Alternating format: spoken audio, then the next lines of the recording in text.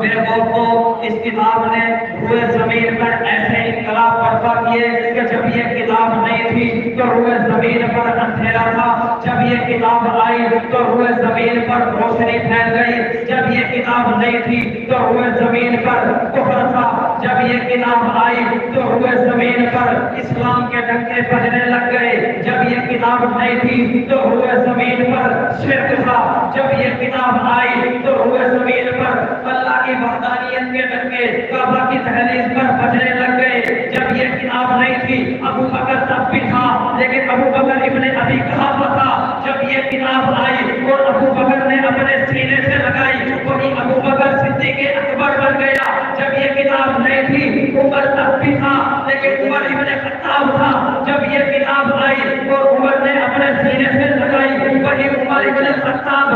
فاروق اعظم بن گیا، جب یہ کتاب نہیں تھی عثمان تب بھی تھا لیکن عثمان ابن عفان تھا، جب یہ کتاب آئی اور عثمان نے اپنے سینے سے لگائی وہی عثمان ذوالنورین اور ناشر قرآن بن گیا، جب یہ کتاب نہیں تھی تو علی تب بھی تھا لیکن علی ابن ابی طالب تھا، جب یہ کتاب آئی اور علی نے اپنے سینے سے لگائی وہی علی امام الاولیاء بن گیا، جب یہ کتاب نہیں تھی ابو عبیدہ تب بھی تھا لیکن ابو عبیدہ ابن جراح تھا، جب یہ کتاب آئی اور ابو عبیدہ نے اپنے سینے سے لگائی وہی ابو عبیدہ امین امت بن گیا، جب یہ کتاب نہیں تھی امیر معاویہ تب بھی تھا لیکن امیر معاویہ ابن ابی سفیان تھا، جب یہ کتاب آئی اور امیر معاویہ نے اپنے سینے سے لگائی وہی امیر معاویہ غالب وحی بن گیا، جب یہ کتاب نہیں تھی عبید اللہ تب بھی تھا لیکن عبید اللہ ابن عباس تھا، جب یہ کتاب آئی اور عبید اللہ نے اپنے سینے سے لگائی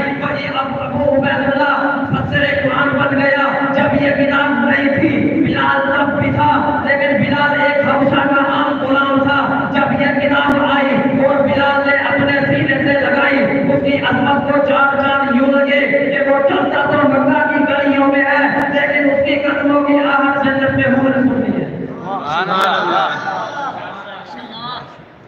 دوستو اللہ فرماتے ہیں کہ قرآن عظیم ہے، کیا ہے؟ قرآن عظیم ہے، اللہ فرماتے ہیں قرآن عظیم ہے، اگر اس کی عظمت کو چاہتے ہو تو اس کے ساتھ چمٹ جاؤ، قرآن کریم ہے،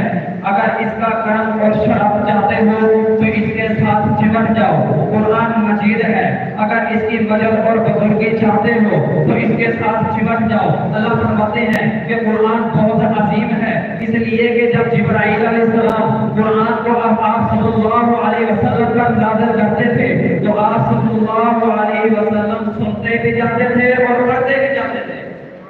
سنتے بھی جاتے تھے اور پڑھتے بھی جاتے تھے تاکہ کوئی آیت کوئی حرف رہ نہ جائے، اس لیے پڑھتے بھی جاتے تھے اور سنتے بھی جاتے تھے، دو کام ایک ہی وقت میں مشکل ہوتے ہیں، اس لیے اللہ تعالیٰ نے فرمایا اے نبی لا تحرک بہ لسانک لتعجل بہ، اے نبی تو جلدی نہ کر، تاجیل نہ کر تاکہ کوئی آیت کوئی حرف رہ نہ جائے، آگے فرمایا ان علینا جمعہ وقرآن، کہ اپنے قرآن کو جمع کرنے کی ذمہ داری بھی اللہ کیا فرماتے ہیں کہ ہم نے قرآن کو جمع کرنے کی ذمہ داری لے لی، جیسے کوئی چیز ایسی ہے کہ میں اپنے ذمہ لے لوں، جیسے قسم لگا لو میں اپنے ذمہ لے لوں، تو جب یہ قسم میں نے